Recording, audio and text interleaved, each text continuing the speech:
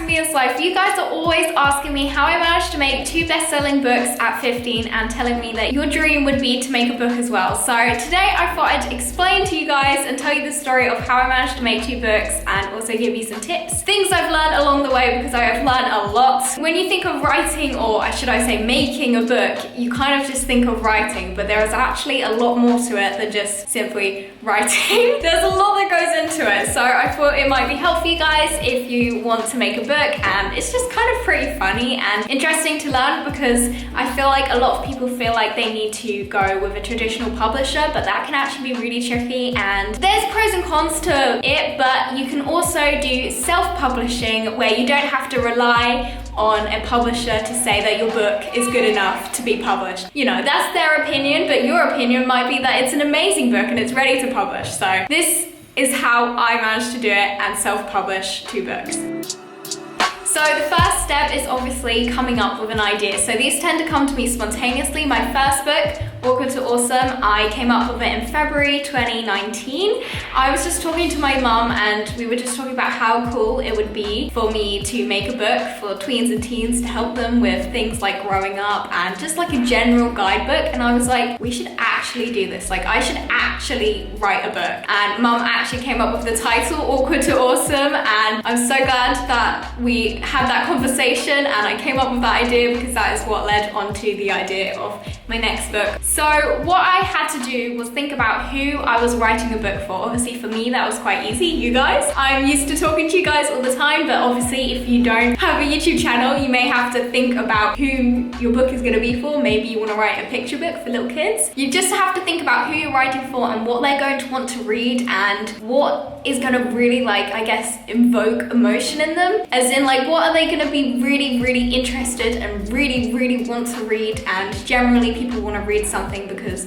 of, if it's non-fiction, you know, they get a lot of value from it, they can learn a lot from it, or if it's fiction, it's a big deal for them to read it. So I'd recommend looking at other books that have the same audience as you. So for example, picture books, look at loads of other kids' picture books and see what you can do which will stand out against the rest of the books. What is like different and special about you and your writing? What can you do to make yourself extra special? Because I feel like, especially if you're self-publishing, that is important to make sure that you stand out from the rest of the crowd. I wanted to make my guidebook, which is suitable for tweens and teens, all social media, and it's gonna cover those sorts of topics, and then it also covers, you know, being an awkward teen, like just general topics like that. So the next thing is you need to actually like write down your ideas. So with Awkward to Awesome, I did write them down, but I didn't actually do a cloud map like this. I didn't really do it with All Things Mia Fizz either, because the ideas were just like already there. I didn't need to force them. But if you are kind of struggling on an idea, whether it's non-fiction or fiction that you want to write,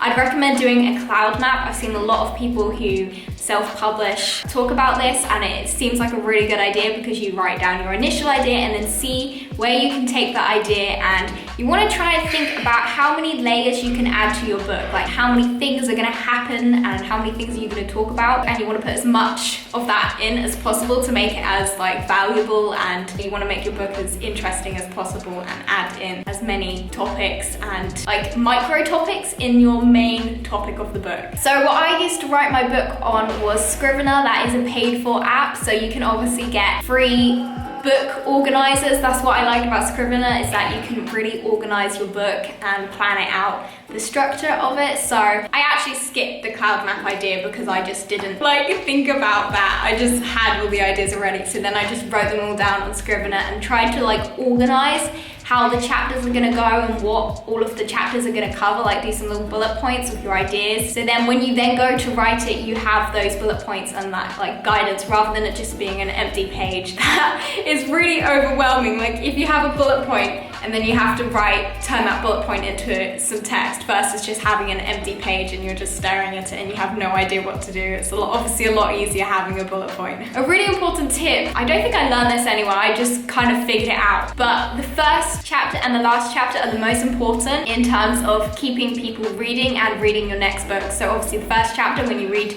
the first chapter of the book, that's when you're going to be deciding if you want to carry on reading the whole book. And then the last chapter is when you're going to be deciding if you want to read more of these books by this author. So obviously, if you want to write more books in the future, that is going to be pretty important to make sure that people had a really good ending experience with your book and make it like, I want to read more of this because it was just so amazing. Because when I've ever read a good book, the last chapter makes me like not be able to even wait for the next book. So, you know, obviously that's a really good thing.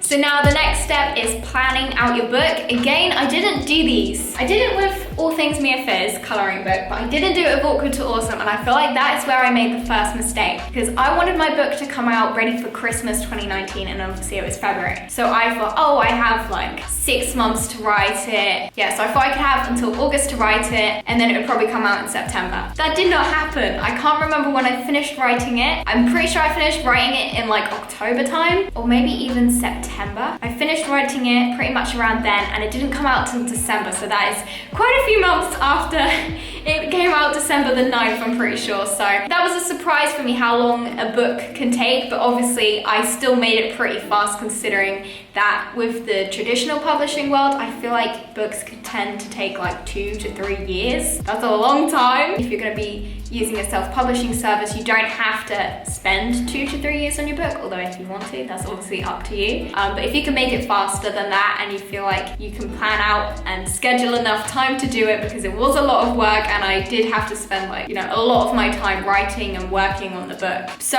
what I would do is work out how many words you can realistically write in 1 week. Of course, I didn't do this. I just assumed, you know, oh, 6 months is enough to write a book. Yeah, so work out how many words you can realistically write every week, and then work out how many words your genre tends to have. I'm pretty sure Awkward to Awesome is like 23,000 words. That genre tends to have about 25,000 words. Not super long. Then after you've worked out how long it's going to take you to actually write the book, you need to add on a lot more time to get it turned into an actual book. So this could take 4 months. I can't really say how long it's going to take because it really depends on how long you're going to spend into this, and also how long you can ask your designer and editor to spend on it. It depends on how fast and available they are as well, so it varies a lot, and it also varies on the platform which you use to self-publish it, which I'll go into later on in the video. But I'd also give yourself enough time for everything to go wrong. With Awkward to Awesome, loads of things went wrong. I was originally going to be doing it with another self-publishing company. I'm actually using Ingram Spark now. I was going to be using a KDP. It just ended up working really bad because my book is full color and KDP wasn't good for that, and Ingram Spark was a lot better, but that was like a sudden change. I was like literally uploading my book to KDP, and then I realized that it wasn't going to work. So I had to change last minute, and then there were loads of other things, like when I got the book, my first copy, there were some mistakes in it and I had to get all of that changed. And bear in mind, this was all in like November and I wanted the book to be going out in like September. So there was a lot of mishaps which you have to deal with, that you need to plan and give yourself time to deal with those.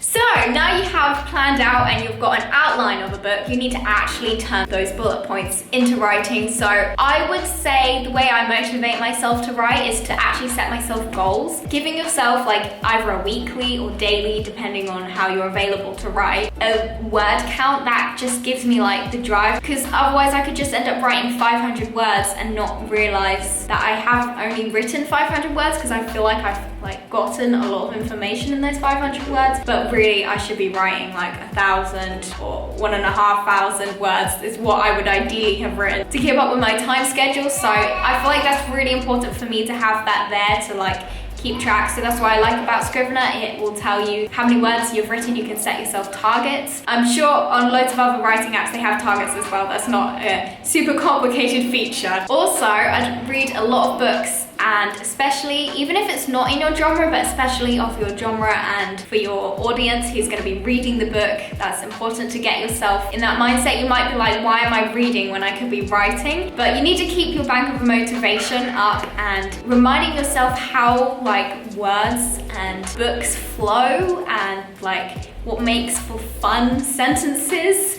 and what makes for, you know, tricky to read sentences, because obviously you want your book to be easy and enjoyable to read. Obviously, you want people to have a fun and good time reading your book. So I feel like reading other books, you can notice the good and the bad parts in them and then apply that to your book, what you've learned from it. So now you have a written book and you have written all your chapters and all of that stuff. You need to think about what your title, your blurb, and all of those, like the cover, what is it gonna say on the cover? So for example, I have a title, the subtitle, obviously it's got my author name. I wanted to include that as seen on YouTube, Mia's life. On the back of your book, you have your description, your author bio, and then I like to have this bit which captures people's attention, so like everyone feels awkward at least once in their life. Growing up, you feel it even more, and that makes you want to read all of this text. So that's what I'm trying to aim with it. Stuff on the outside is what is going to make people look on the inside of your book. So I've also got the same layouts on here. I've got my short one sentence,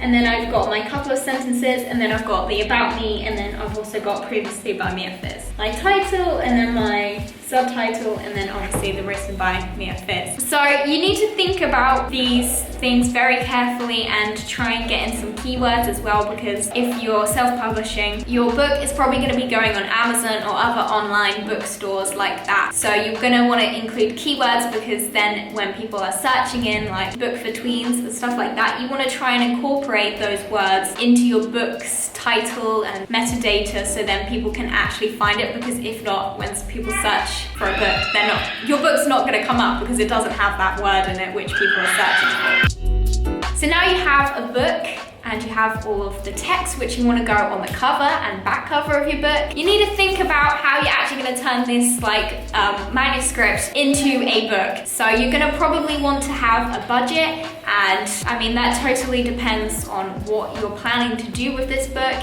If it's more of like a hobby, or if it's like an actual thing that you want to make this really good, depends on obviously how much you have to, you know, spend on this. But remember that it is an investment, so hopefully you will be able to get that money back from your sales, but it will obviously take away before you can actually start making a profit from your book. So there are a lot of things that your book is going to probably need done to it. So one of them is obviously beta readers. I would recommend getting beta readers like while you're writing the book as well, because you know, beta readers are pretty easy to find. Free ones, i.e. your family and friends, can just be your beta readers. Obviously if you're writing a book for like kids, you probably want to get kids as your beta readers and then ask them what they like and dislike about it. It wouldn't make sense to ask a teenager what they like and dislike about a little kid's book, because obviously the little kid's book isn't for the teenager, so their opinion not necessarily is invalid, but it's not exactly the perfect opinion because it might be different for a kid. My parents were actually my beta readers. Also Sienna did a bit of reading for me. I'm very lucky with that because I had some amazing beta readers for me for free. And then you'll obviously need someone to edit, I guess copy edit your book, basically proofread, whatever you want to call it. There are loads of different type of editors though, so I would recommend doing research into this. But for me, what I wanted for my book was just someone to take out all of the spelling mistakes, grammar mistakes, things like that, because obviously if a book has grammar mistakes in it, it's going to be really annoying and tricky to read. I needed someone to do that for me, so I found someone on Fiverr for me to do it. I definitely would recommend looking on there. But yeah, I definitely would recommend checking you're getting the correct type of editor, because this was something that really surprised me with Awkward to Awesome, the amount of editors that there are. There's even a type of editor where they don't actually even touch your text in the manuscript. All they do is read through. I think this is like while you're partway through writing the book. It's kind of like a beta reader, but they edit it more so than like a beta reader is just like a normal person reading your book. This is like a professional beta reader, I guess. They read through your book and then just give you like notes on where you need to work on and make it like, you know, more developed and just generally where you could improve in your writing. Obviously, I didn't need that because my parents were that for me. So then once you have edited text, which doesn't have all mistakes in it, you're gonna need a cover and interior design. The cover, I would recommend investing a bit in this one just because the cover is what is going to make people buy your book. There are so many books which I've seen where they don't look appealing, but I still force myself to read it. There has to be like an even deeper reason for them to read the book if they don't like your cover, so at least make the cover good enough so then they don't have to have a real deep reason to read the book because if it's an attractive cover, you're like, I want to read that. It looks really nice. And then the interior design is really important. You may think, well, it's the inside of the book. No one's going to see it until they've bought it. I still feel like it's really important, especially if you want people to have an enjoyable experience reading your book, which obviously, I mean, I hope you want.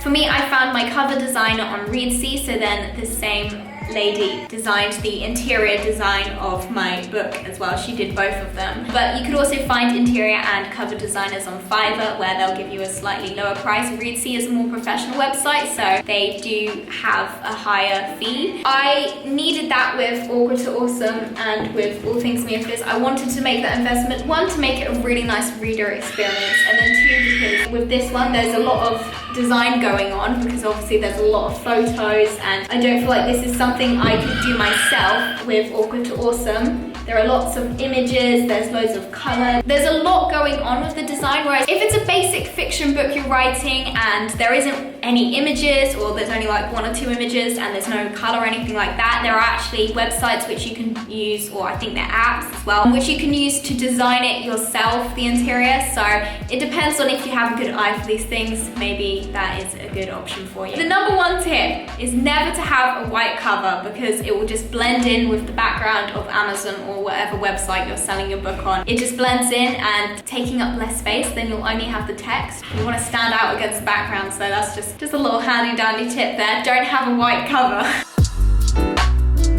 So the next step of making your book is publishing. So this is where I kind of learned a lot. This is where I learned the most, I'd say, because it's a big learning curve. So generally when you think of publishing, you think of a traditional publishing house. But the only thing is, this is like the main block for authors, where it's really tricky to get published, and also means you don't have full control over how your book ends up being. The publisher might say, I don't like this chapter, we have to take it out, and you might have liked that chapter. It might have been your favorite chapter in the book. So when you self-publish, you have complete control over how your book is, how it comes out, all of that stuff. But obviously when you go with a traditional publisher, you do have a lot more help, but it's tricky. So it really depends on what you want. But if you are going to be self-publishing, I would definitely recommend looking for one of the companies like Ingram Spark or KDP, where it's a print-on-demand service where all you have to do is upload the cover, the manuscript of your book, all of the information of the book, and then they will put it on websites like Amazon, and people will be able to find it, and then the company like Ingram Spark will print the book once someone has ordered it, and only then, and then it will send it out. How traditional publishers will do it, they'll order a certain amount of books, and then they'll have to keep those like 100 books in a warehouse. When you're self-publishing, you don't have a traditional publisher's warehouse, you have your house, or you have to rent out space. So that's just like really complicated, and you can't guarantee how many you're gonna sell. So obviously print on demand's a lot better. The only thing about it is you don't have as much customization. Awkward to Awesome, the reason why I went with Ingram Spark rather than KDP, because Ingram Spark you have a little bit more customization, but it's still print on demand. The average book is 6x9. This is A4, so it's quite different to the average dimension of a book. So I got that with Ingram Spark. But if you have a traditional book, sort of what you're expecting for it, then obviously I would probably recommend going and using KDP. But there's a lot of services which you can use, and I would definitely recommend doing your own research into this. It really depends on what you're looking for. So then if you've decided to self-publish and you've uploaded your book to Ingram Spark or KDP or whatever service you end up deciding on, you're then going to want to publish it, and ideally you'll probably want to do some pre-orders and give yourself some time for people to make pre-orders before the publication date. What I'd recommend with marketing is, if you're a self-published author, I would recommend taking advantage of that you are making the whole book yourself, and documenting that whole process on social media. So if you already have a social media account, you know, you're happy to post about your book on there, or you could create an Instagram account or a social media account, whatever media you want to use, and create a new account just about your book and your writing. And I would recommend, even like from the idea process, like just documenting and talking about the whole thing. Like, today I wrote 500 words when I was hoping to write 1,000 words, haha, like writer's block, or whatever is coming up with your book. And then that way people will be able to find out about your book and feel like they can really get on a level with you, with your writing. And obviously that is going to make people want to read your book more if you have like a connection with people and they know you as a writer. So I feel like that is definitely one way, because that is one of the cons of self-publishing is that you don't have the exposure that you'd get with a traditional publisher, so I definitely recommend using social media to give yourself some exposure so then people know that you are writing a book and that your book is coming. So the reason I would definitely recommend giving your book plenty of time for pre-orders is that if you give yourself 2 months for pre-orders, all of those 2 months of orders that people made for your book will then get classed as actual sales and added on to the first week of sales, so that's how you can end up